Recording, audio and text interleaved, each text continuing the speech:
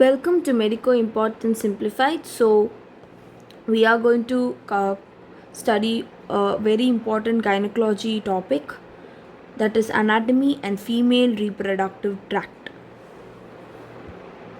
So, let's look at this case scenario first. Mrs. KL, 48, was brought to the emergency room in shock 6 hours after abdominal hysterectomy. Her pulse was not felt and blood pressure was 70/40 mmHg. She was accompanied by a local gynecologist who had performed the surgery. Examinations revealed signs of internal bleeding, and the patient was taken for relaparotomy after resuscitation. Laparotomy revealed 1.5 liter of blood in the peritoneal cavity, generalized oozing in the pelvis, and active bleeding from the stump of the right uterine artery. The vessel had retracted and was difficult to clamp. A senior consultant had to be called in to perform ligation of the internal iliac vessels. So, a thorough knowledge of anatomy of the reproductive tract, that is the internal genital organs,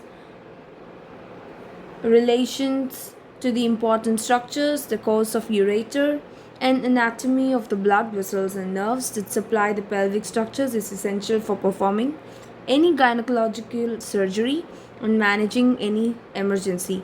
So, the reproductive tract consists of external as well as internal genital organs. They are located between the urinary and gastrointestinal tracts. They are also closely related developmentally. Therefore, developmental abnormality in pathology in one organ can affect the other as well. So first, let's look at external genitalia, which is the vulva. The vulva, or the external genitalia, includes all the structures from the mons pubis to the perineal body. So the vulva consists all the structures starting from the mons pubis to the perineal body. Okay, so let me show the figure of vulva. So this is your vulva starting from the mons pubis. Right from the mons pubis till the perineum is your. So next, moving on to mons pubis. This is a triangular area which is anterior to the pubic bones, and this continuous above with abdominal wall and below with the labia. It is filled with adipose tissue and is covered by hairy skin. Next, moving on to your labia majora. Labia majora, these are folds of fatty tissue. Okay, these are folds of fatty tissue that is covered by skin that extends from the mons pubis up till the perineum. So from the mons pubis up till the perineum, the fatty tissue which is covered by skin is your labia majora.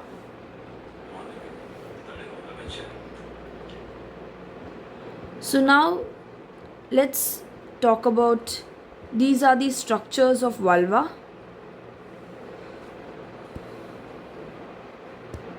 So these are the structures of vulva. So vulva starts from right here, that is the mons pubis, the cushiony area. This region is your mons pubis, and here you have your prepuce of the clitoris, and then the clitoris, and within this region you have your urethral orifice, your vestibule, urethral orifice, your vestibule, and labia majora. This is the cushiony area.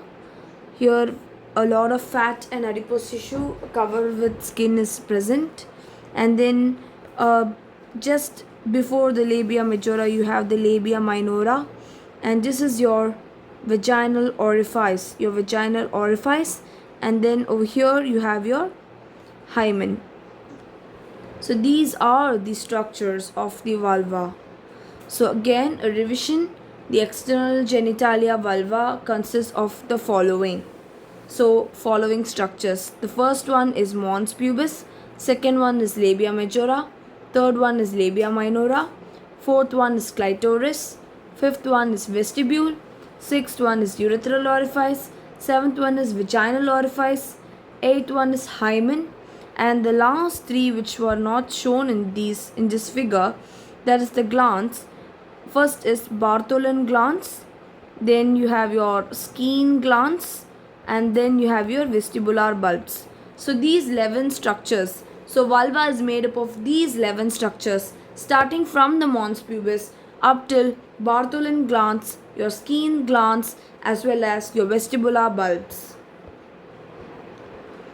So now let's move on to labia. Okay, so yeah, so labia majora, to be continued with.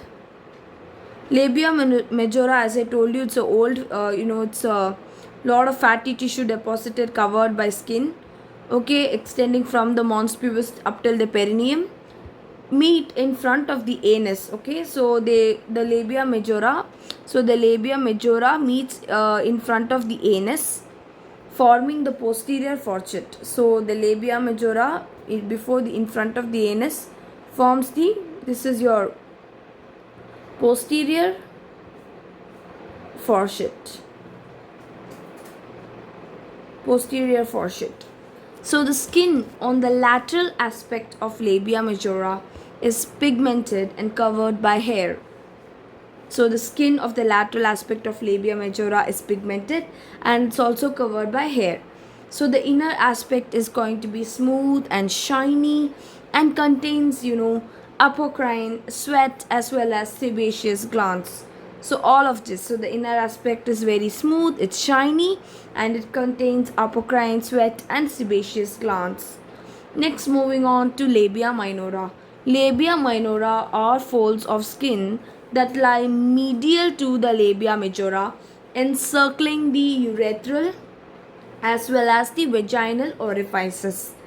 Posteriorly, they fuse with the posterior fourchette. Okay, so posteriorly they fuse with the posterior fourchette, but anteriorly divide to form a hood, a prepuce, and a frenulum for clitoris. So anteriorly they divide to form a hood or prepuce and a frenulum for clitoris. So labia minora are nothing but folds of skin that lie medial to the labia majora, encircling the urethral and vaginal orifices, and posteriorly they are going to be fusing with the posterior fourchette, but anteriorly they will be dividing to form a prepuce and a frenulum for the clitoris. Next, moving on to the clitoris, it's a very important orgasmic part of the female. So the clitoris is the homologue of the penis and is formed by two corpora cavernosa. It's formed by two corpora cavernosa and erectile tissue. So clitoris is formed by two corpora cavernosa plus some erectile tissue. So it's about around just 1.5 to 2 centimeter in length, and it's located anterior to the urethral orifice between the anterior folds of labia minora. So now let's move on to vestibule. So what is vestibule? This region is your vestibule. So this entire part is your vestibule. So vestibule is an area between the labia minora, okay, and this is perforated by the urethral as well as the vaginal orifices. So the urethral orifice. So what is the urethral orifice? So the urethral orifice is a vertical opening above the vaginal orifice. So yeah, the ducts of skin, that is paraurethral glands, just open inside or outside the meatus. So if this is your urethral meatus and this is your vaginal meatus, so this is your vaginal opening and this is your urethral opening. So just inside or outside the urethral meatus you have your ducts. These are your ducts of skin ducts of skin, or the paraurethral glands. Paraurethral glands. Next, moving on to vaginal orifice. So vaginal orifice lies between the labia minora and is partially covered by a thin membrane called the hymen. So if this is your vaginal orifice, and this vaginal orifice is partially covered by a thin membrane, which is the hymen. Okay, it's partially covered by a thin membrane, which is the hymen. So the hymen is a very thin membrane that covers the vaginal orifice.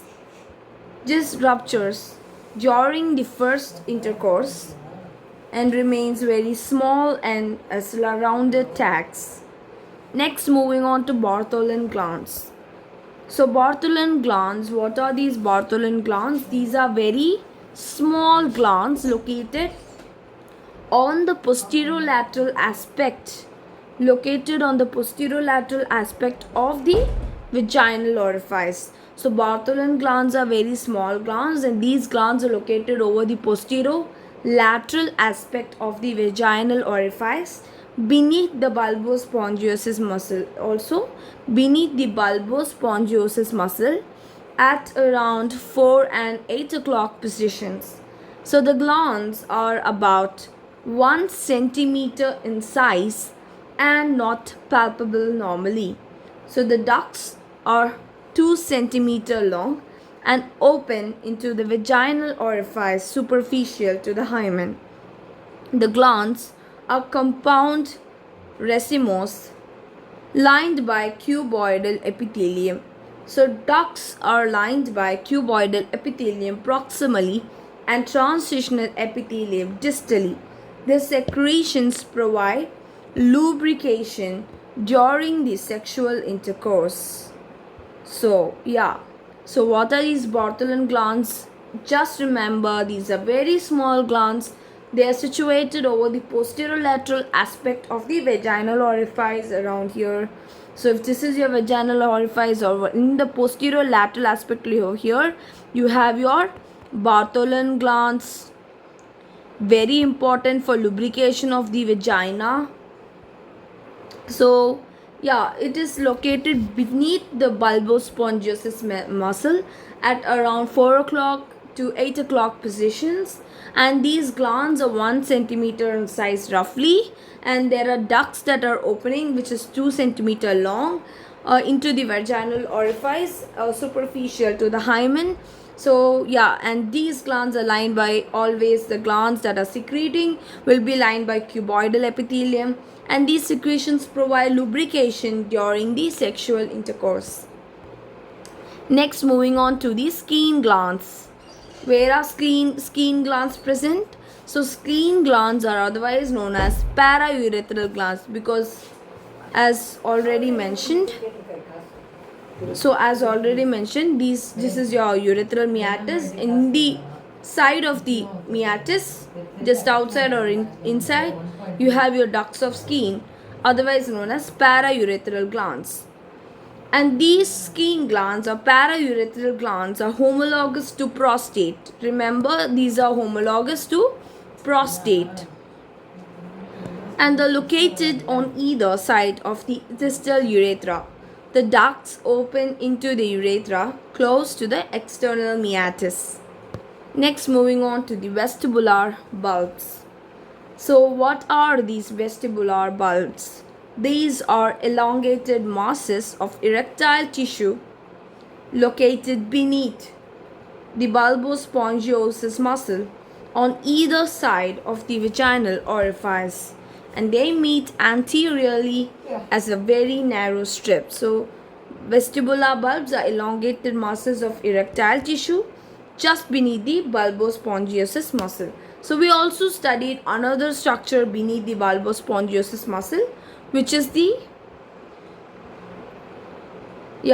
are the Bartholin glands. These also are situated beneath the bulbospongiosus muscle, posterolateral to the vaginal orifice. So now So moving on to the clinical applications that we have learned.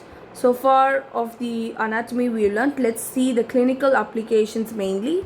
So the clinical applications of anatomy of the vulva is given. So these 4 points are must know points. So the clinical implications of the anatomy of vulva are the vulval skin, Bartholin glands, clitoris and hymen. First, amongst the vulval skin. So what is the importance of vulval skin?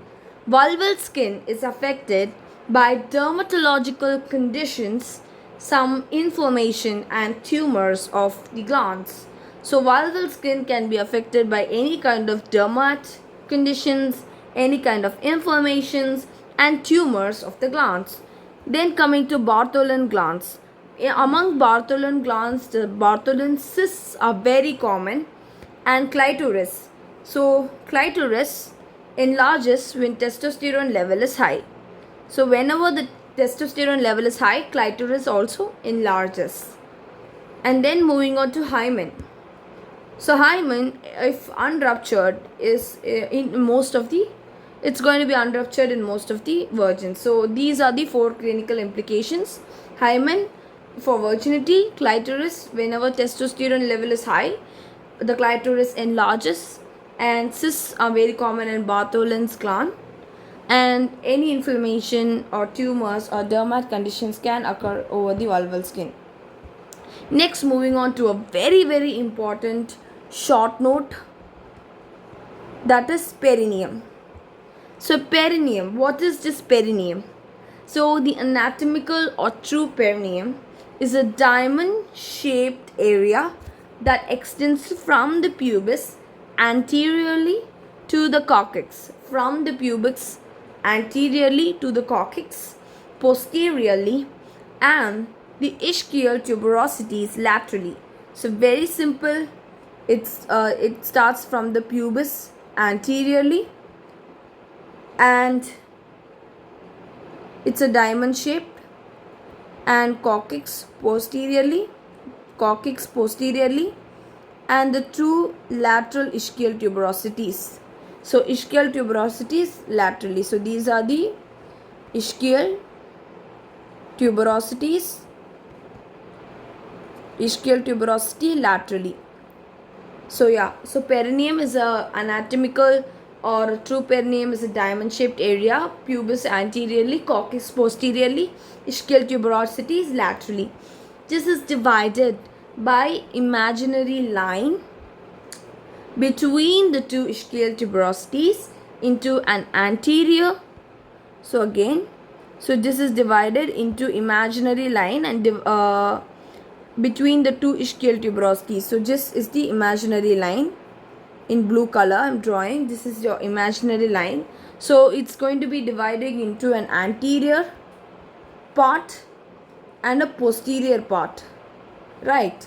So the anterior part is otherwise known as the urogenital triangle. Very easy, because in the anterior part you are going to have urethral meatus opening and also your vaginal orifice opening. So therefore the anterior part of this perineum is known as your urogenital triangle, and the posterior part is known as your anal triangle. Very simple. So this is your beautiful diagram. So yeah, first this is your perineum. So anteriorly you have your pubic symphysis. Posteriorly this is your coccyx posteriorly, and laterally you have your ischial tuberosities. So there is an imaginary line that is passing in between these two ischial tuberosities and dividing into two triangles, an anterior triangle and a posterior triangle. So the anterior triangle is otherwise known as your urogenital triangle, and your posterior triangle is otherwise known as your anal triangle, because only the anal orifice is present. So it's known as anal triangle. Simple. So anteriorly urogenital triangle, posteriorly anal triangle.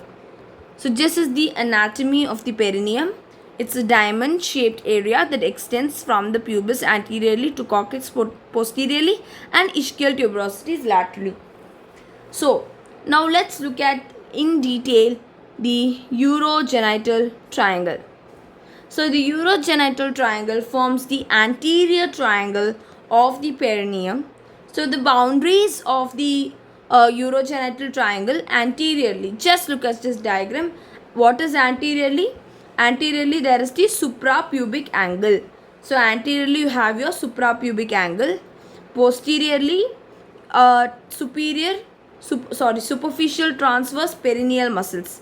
So anteriorly subpubic angle, anteriorly subpubic angle, posteriorly superficial transverse perineal muscles, and laterally it's going to be the ischiopubic rami and ischial tuberosities. So if you look at this figure, so this is your pubic symphysis, and just below the just below the pubic symphysis, it's below, so it's known as subpubic angle. So just below the pubic symphysis is going to be your subpubic angle. So this is your subpubic angle anteriorly. So and this is your urogenital triangle. It's beautifully drawn in green color.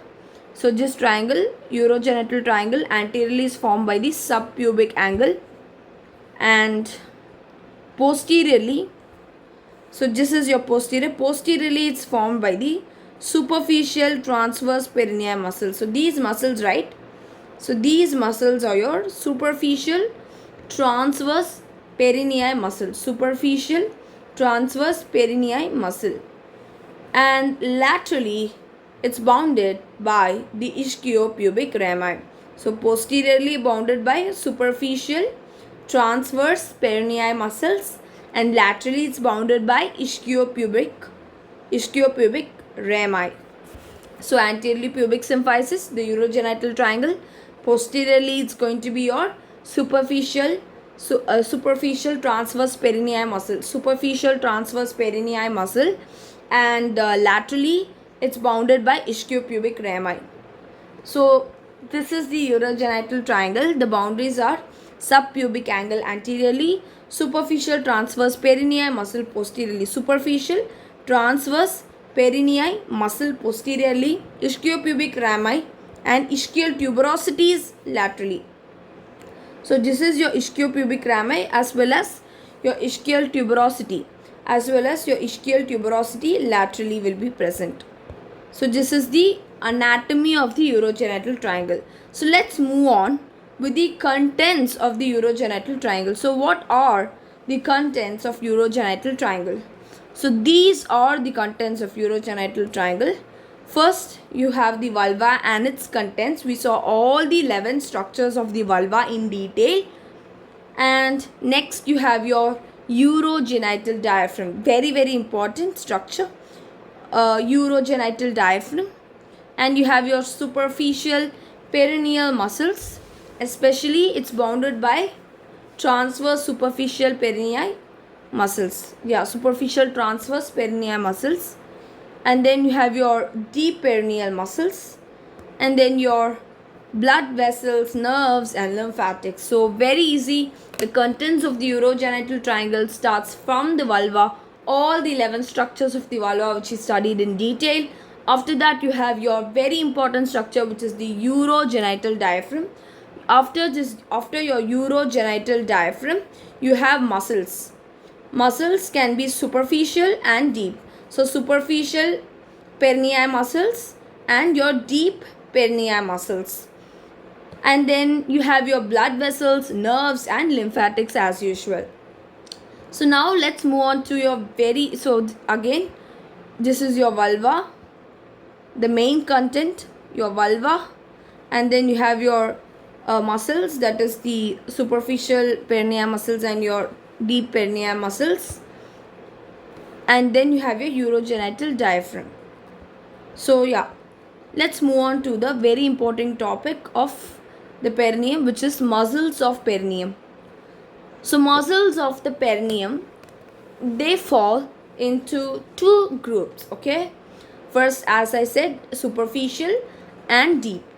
The perineal membrane separates the superficial perineal muscles that lie below the membrane from the deep muscles that lie above it.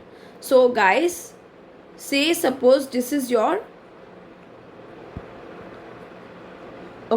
say suppose this is your this is your urogenital triangle. So you have your perineal membrane. Say suppose this is your perineal membrane. Okay, so this perineal membrane is going to be separating the superficial perineal muscles that lie below the membrane. So always remember, people will always confuse with this. They feel that superficial means should be above. No, the superficial muscles, the superficial perineal muscles will be lying below this membrane. So I'm writing it below the membrane, whereas the deep perineal muscles will be lying above this membrane. Okay, so this is your perineal membrane. Okay, so this is your perineal membrane. Always remember, your superficial perineal muscles lie below this membrane, whereas your deep perineal muscles lie above this membrane. So the muscles of the perineum. So now learning about muscles of the perineum, it's classified into superficial perineal muscles, deep perineal muscles. So what are all your superficial perineal muscles? So what are all your superficial perineal muscles? First is your ischio-cavernous perineal muscle, bulbospongiosus, superficial transverse perineum. So muscles of the perineum, superficial perineal muscles and deep perineal muscles. So what are all your superficial perineal muscles? Your superficial perineal muscles are going to be ischio-cavernous. First is your ischio-cavernous one, and then your bulbospongiosus. Okay, bulbospongiosis. After bulbospongiosis, you have your superficial transverse perineum. Okay, so your superficial perineal muscles are going to be ischio-cavernous, bulbospongiosis and superficial transverse perineum. Okay, so these are your three superficial perineal muscles: your ischio-cavernous muscle, bulbospongious and superficial transverse perineum. So what are your deep perineal muscles? Your deep perineal muscles are again going to be deep transverse perineum and urethral sphincter itself. So the muscles of perineum can be classified into superficial perineal muscles. You have your ischio-cavernous muscle, bulbospongiosus muscle and superficial transverse perineum. Whereas in deep perineal muscles, you have your deep transverse perineum as well as your urethral sphincter. So we looked about the muscles of the perineum. Next, moving on to, these are your superficial muscles of perineum given beautifully in this diagram. So if you look at this diagram, this muscle is your ischio-cavernous. I told the three main muscles: your ischio-cavernous muscle, then your bulbospongiosus muscle. So this is this muscle, right? This very bulb-like muscle is your bulbospongiosus muscle. This muscles in the side, okay, these muscles that are in the side is your ischio-cavernous, okay, ischio-cavernous muscle. And these muscles, okay, these transverse muscle, okay, you have your superficial transverse perineum and also you'll be having a deep transverse perineum. So deep means what? Deep means deep muscles are always going to be present above the perineal membrane. So just we are seeing from below aspect. This view of diagram is from, we are seeing from below. Okay, so below we'll be first looking at all the superficial muscles only. Superficial muscles only below the perineum. So these three muscles are very important: your ischio-cavernous muscle, your bulbospongiosus as well as your superficial transverse perineum.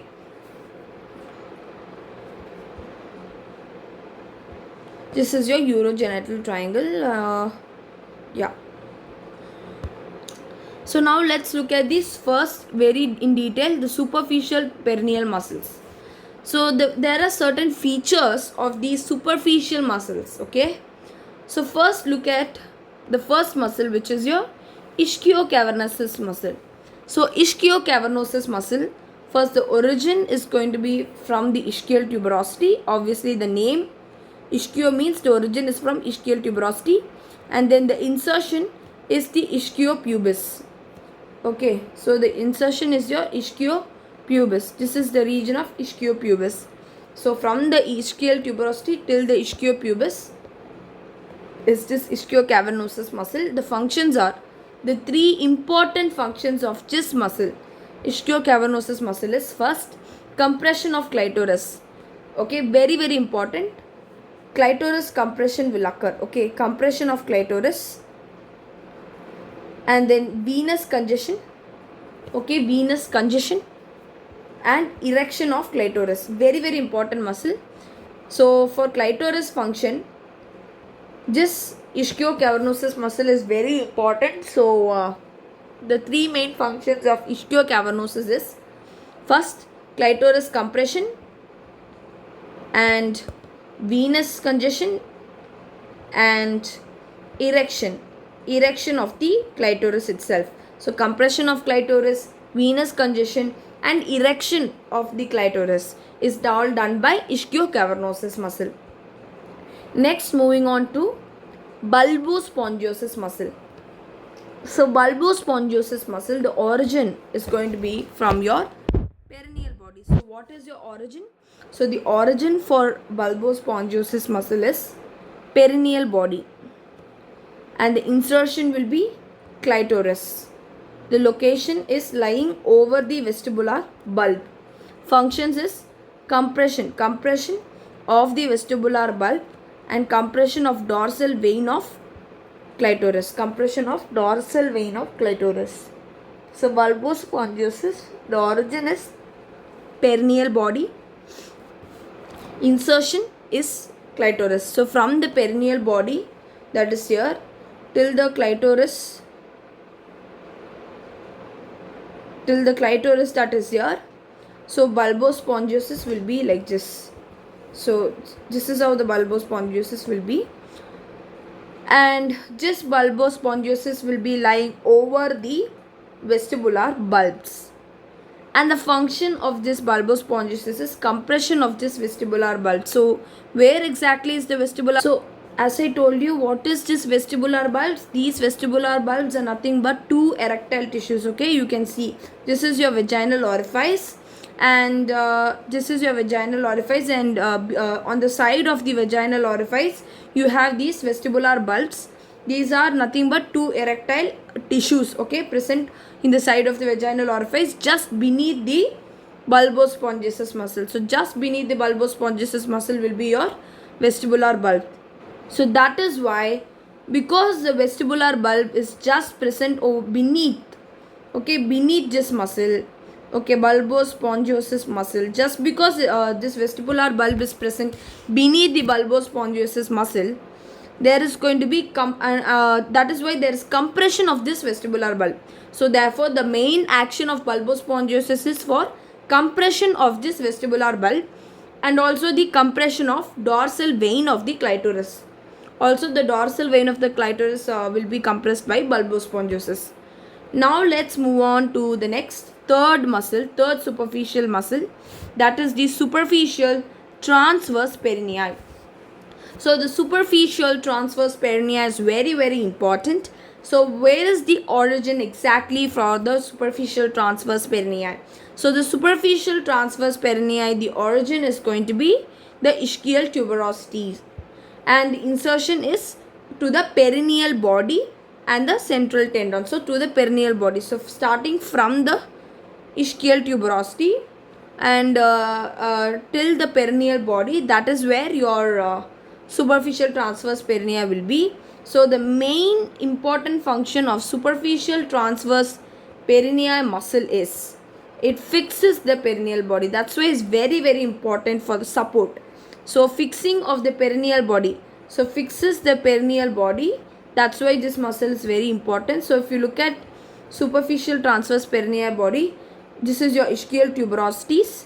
So right from the ischial tuberosities, this is your perineal body. Okay, what you are seeing over here, let me put it in a different color. So this structure, right, this structure which is in beige color that I am drawing, this is your perineal body. So right from the starting from the superficial transverse perineal muscle up till this perineal body is going to be your superficial transverse perineum. So from the ischial tuberosity, this is your ischial tuberosity. So from the ischial tuberosity up till the perineal body is going to be a superficial transverse perineum. Therefore, which muscle fixes the perineal body? The answer to this question is superficial transverse perineal muscle. Yes, so we finished the detail the superficial perineal muscles. Now let's move on to the deep perineal muscles. Okay, so the deep perineal muscles, if you look at the deep perineal muscles, again the features are going to be given separately. So let's look at the features of deep perineal muscles. There are only two main deep perineal muscles that you need to remember. First muscle is deep transverse perineal muscle. As we look, superficial transverse perineal muscle, just above the perineal membrane will be your deep transverse perineal muscle. Okay, so here you will be having your deep transverse perineal muscle. So the deep transverse perineal muscle, again the origin is going to be your ischial bone, and the insertion will be lateral vaginal wall. Okay, so ischial bone and insertion is lateral vaginal wall. So that is your deep transverse perineum, and the location as usual above the perineal membrane, and the function is to support the lower vagina. So the deep transverse perineum will support the lower vagina. Okay, now next moving on to the urethral sphincter, that is your second deep perineal muscles. So first is deep transverse perineum. Now the next muscle we are going to deal with is your urethral sphincter. So urethral sphincter, the origin is going to be from ischiopubis. Okay, from ischiopubis the insertion is going to be through the urethra as well as the vagina. So from the ischiopubis, so this, okay, over here this is the region of ischiopubis, and you have your urethra, you have your vaginal opening. So from the ischiopubis, insertion to the urethra as well as the vagina is going to be your urethral sphincter. Okay, so so deep transverse perineum and urethral sphincter is done. So let me show how this urethral sphincter. So this muscle, right, near the which is attaching to the urethra and the vagina from the ischiopubic, that is your urethral sphincter. Now moving on to a very important structure. This can be again a short note on perineal membrane. So perineal membrane is a very dense triangular condensation of fascia. It is a dense triangular condensation of fascia. Perineal membrane is a dense triangular condensation of fascia that stretches between the two ischiopubic rami. Okay, so a perineal membrane is a dense triangular condensation of fascia that stretches between the two ischiopubic rami. Okay, that stretches between the two ischiopubic rami and is pierced. Okay, and is pierced by the urethra and the vagina, and it's pierced by the urethra and the vagina. Perineal membrane is a very dense triangular condensation of fascia, okay, that stretches between the two ischiopubic rami. Okay, it stretches between the two ischiopubic rami, as well as it is pierced by urethra as well as vagina. It's pierced by urethra as well as vagina. So this membrane, if you see, it separates the superficial perineal muscles and the deep perineal muscles, or the superficial and deep compartment. The perineal membrane and the deep transverse perineal muscles attach the lower vagina to the urethra, to the pubic.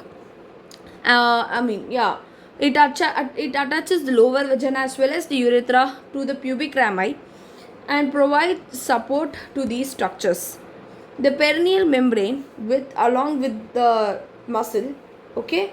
So perineal membrane along with the deep transverse perineal muscles is known as the urogenital diaphragm. And yeah, if they ask you this question, what is urogenital diaphragm? So urogenital diaphragm is nothing but the perineal membrane plus the perineal muscles. Perineal membrane plus perineal muscles is your urogenital diaphragm. So this is all about a perineal membrane, okay. So now let's move on to the next triangle, which is your urogenital triangle. So the next triangle is all about the anal triangle. So the boundaries of the anal triangle, anteriorly it is bound by the superficial transverse perineal muscles again, superficial transverse perineal muscles. Posteriorly it is bound by your coccyx. And laterally it's bound by the ischial tuberosities and the sacrotuberous ligaments. So let's look all of this in a clarity picture. So this is your anal triangle. So as you see in this picture, anteriorly it's going to be bound. This brown color, right? Brown color muscles is your superficial transverse perineal muscle. So anteriorly it's bound by superficial transverse perineal muscle. Whereas posteriorly it's bound by coccyx. So coccyx is posteriorly bound by coccyx. And then laterally is bound by ischial tuberosities. This is laterally. So laterally bound by ischial tuberosity as well as the sacrotuberous ligaments. What are these sacrotuberous ligaments? These green in color, right? Green in color ligaments are your sacrotuberous ligaments. So again, this is your anal triangle. Very beautiful picture. So again, from the in between the two ischial tuberosities up till the perineal body, you have your beautiful superficial transverse perineal muscles anteriorly. Posteriorly you have the coccyx, and laterally you have the ischial tuberosity along with sacrotuberous ligament. Remember this ligament, guys. This green ligament is your sacrotuberous ligament. If you look at the contents of the anal triangle, so let's look at the contents of the anal triangle. Yeah, so this is the contents of the anal triangle. Okay, so first content is lower end of the anal canal. So contents of the anal triangle obviously contains a lower end of the anal canal. So if this is your anal canal and this is your anal opening, so the lower end, okay, the lower end of the anal canal and anal sphincters, along with anal sphincters and the anococcygeal body, which is raphe, and then the ischiorectal fossae, and then blood vessels, lymphatics and nerves. So what are the contents of the anal triangle? So the contents of the anal triangle will be your lower end of the anal canal, anal sphincters, anococcygeal body, ischiorectal fossae, blood vessels, lymphatics and nerves. So these are all your contents of anal triangle. Anal canal extends from the anorectal junction to the anal verge and is approximately around 4 centimeter. Okay, so from the anorectal junction to the anal verge, it's approximately around 4 centimeter. Okay,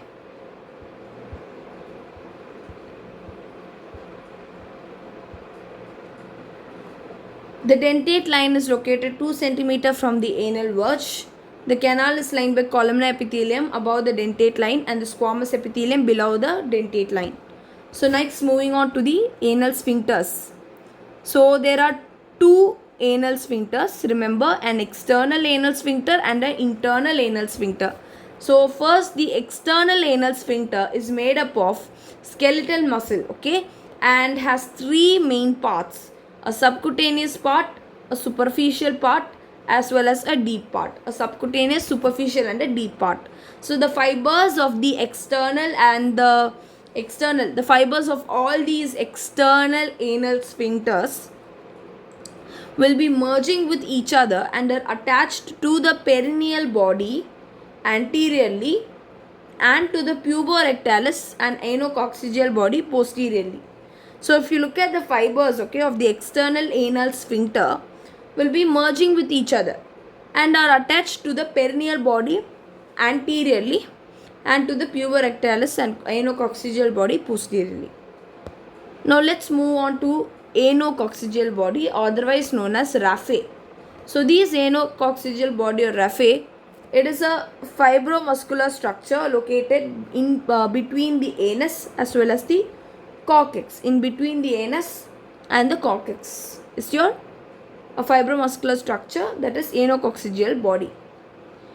So the fibers of the levator ani and anal sphincters are attached to it. Next is your ischiorectal fossae.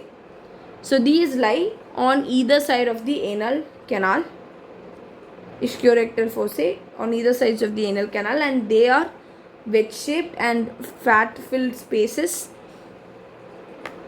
Boundaries and contents are given, okay, of ischiorectal fossae are given and figure. Let's look at them.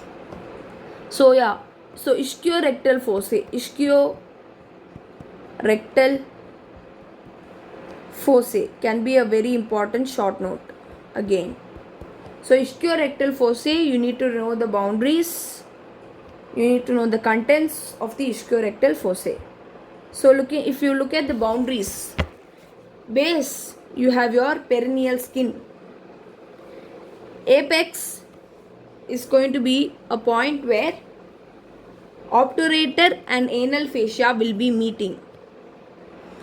Laterally, ischial tuberosity, obturator internus muscle, obturator fascia. Medially, sphincter ani internus and levator ani.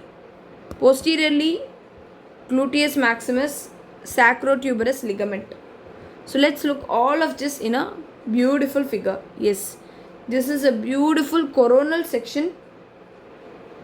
Okay, coronal section of the ischiorectal fossae.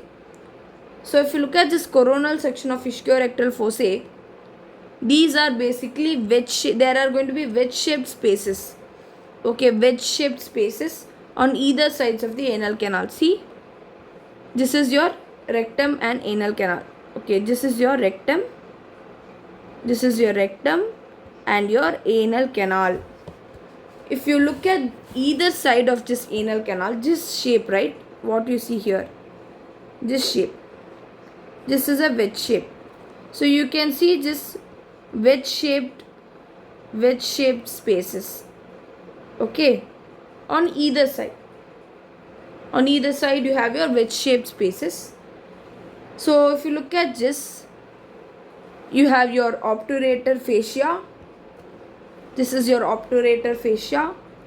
Here you have your fats. Okay, your fats, your obturator fascia. And then over here you have your pudendal vessels and nerves. Pudendal artery, pudendal vein, pudendal nerve. Then your ischium. This is this muscle, what you are seeing is this muscle, right? This muscle is your levator ani muscle. Levator ani muscle. And this muscle that you are seeing here is your obturator muscle. Yeah, so here you have your levator ani muscle, and then here you have your obturator muscle, and the fascia which is attached beneath the obturator muscle is your obturator fascia. You have your ischium, and this is your, what is this? This is your external anal sphincter, two anal sphincters, external anal sphincter and a internal anal sphincter. So again we'll go through. Now I think you can understand the boundaries much clearer. So boundaries and contents of ischiorectal fossa. The base is formed by perineal skin. So just one. So the base, this is the base. Okay, this is your base. So this space, the base is formed by perineal skin. Perineal skin. Okay, your base is formed by perineal skin. After that, the apex. If you look at the apex, is a point where obturator and anal fascia will meet. See, this is your apex. This is your apex. This is your base. Okay, so base is formed by perineal skin. Your apex is formed by the meeting, okay, the junction between the obturator muscle as well as the obturator muscle.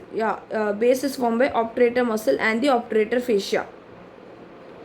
Is a point where the obturator as well as the anal fascia will be meeting. Okay, obturator as well as your anal fascia will meet. This one. Okay, this is the meeting of obturator muscle and the anal fascia or the obturator fascia. So next, laterally is your ischial tuberosity, obturator internus muscle and obturator fascia. So now look at this picture. What is laterally? This is lateral. So laterally you have your obturator muscle, you have your obturator fascia. Okay, so obturator muscle, the ischial tuberosity is obturator muscle and your obturator fascia. And now medially you have your sphincter ani, internus and levator ani. So let's look medially. So this is medially. Medially you have the levator ani muscle along with the sphincter. Okay, levator ani muscle as well as your sphincter. So this is all medially. Medially sphincter ani, okay, internus, okay, ani internus as well as levator ani muscle, and posteriorly is going to be gluteus maximus, sacrotuberous ligament. All of this will be posteriorly. Now, posteriorly will be your gluteus maximus and sacrotuberous ligament. So the contents of this ischiorectal fossa. What are the contents of ischiorectal fossa? First is ischiorectal pad of fat, then inferior rectal nerve and vessels, then pudendal canal and its contents, then posterior labial nerve, perineal branch of fourth sacral nerve, cutaneous branch of S2 and S3. So this canal that you are seeing here, this canal is your pudendal canal. So this pudendal canal consists of pudendal vessels and nerve. So the contents, if you see, full of pad of fat. All this yellow thing is fat. So fully ischio pad of fat will be there. Then pudendal canal and its contents will be there. And then obviously the inferior rectal nerve and vessels will be there. Ischiorectal pad of fat, inferior rectal nerve and vessels, your pudendal canal and its contents. And additionally, you can just remember, just if you can, the posterior labial nerve, the perineal branch of fourth sacral nerve, cutaneous branch of S2 and S3, all of that. Now, muscles inserted into the perineal body. Very, very important question. What are the muscles inserted into the perineal body? So the muscles that are inserted into the perineal body, first muscle is sphincter ani externus, the external sphincter. Okay, what all muscles are inserted into perineal body? First, the external sphincter, and then your bulbospongiosus muscle, and then your superficial transverse perineal muscle, and then your deep transverse perineal muscle, and last is your levator ani muscle. Very, very important. The muscles inserted into perineal body are external sphincter, bulbospongiosus, superficial and deep transverse perineal muscle, and levator ani. So now we've finished the anatomy of urogenital triangle, the anal triangle. All of this is done. So let's move on to the clinical implications that we have learned so far. especially the ischiorectal fossa. Why is this ischiorectal fossa anatomy we are studying in detail? See, the clinical implications of the anatomy of the perineum, and ischiorectal fossa are given. Okay, so first is the superficial muscles that we dealt of the perineum are responsible for the compression and the erection of clitoris, and they play a very important role in the sexual function. Then any damage to the perineal body, okay, any damage, when you do any damage to the perineal body, it causes a deficient perineum, a gaping of the introitus with resultant sexual problems and loss of support for lower third of vagina. So when you are doing damage to this perineal body, it causes a deficient perineum, therefore gaping of the introitus will be there, and lot of sexual problems and loss of support will be there to the lower one third of vagina. Then why is this pudendal canal, pudendal nerve is important, very important. So the pudendal nerves may be approached through the ischiorectal fossa for a pudendal block, very important. So via the pudendal nerve we will give the pudendal block. Via the pudendal nerve we give the pudendal block, and for this we need the ischiorectal fossa approach. Ischiorectal fossa approach. Now let's see the various muscles that form the perineal body. Okay, so the various muscles that form the perineal body, as I already told, you have your what are the muscles forming the perineal body? External sphincter, bulbospongiosus, superficial transverse muscle perenniae, deep transverse muscle perenniae, levator ani. This is your bulbospongiosus. Okay, bulbospongiosus muscle is important. Then you have your superficial transverse perenniae, and then you have your deep transverse perenniae, superficial and deep transverse perenniae. This is your deep transverse perenniae, and then over here you have your perineal body. So what all are attached? Deep and superficial transverse perenniae, bulbospongiosus, and then this is your external sphincter. Okay, external sphincter, all of this, bulbospongiosus, deep transverse perenniae, superficial transverse perenniae, external sphincter, all of this are the muscles that are attached or inserted to the perineal body. Okay, as well as levator ani. Levator ani is not given here. Yeah. So now let's look at the internal genital organs. If you look at the internal genital organs, it consists of the vagina, the uterus, the fallopian tubes and ovary. These four are the main internal genital organs. Okay, vagina, uterus, fallopian tubes and ovary. Okay, so we have dealt about the basic perineum, the various perineal the two triangles, all that anatomy in detail. The external genitalia is done. So we have finished the completely about the anatomy of the external genitalia. So in the next video we will be learning about the anatomy of the internal genitalia, the vagina, the uterus, the fallopian tubes, the ovaries, and all of this will be covered in the next video. So please, if you want to watch the next video and to watch more videos about gynecology and other topics, stay tuned, subscribe and click on the bell icon. And if you feel this video is also useful, yeah, please do like, share and subscribe. Thank you.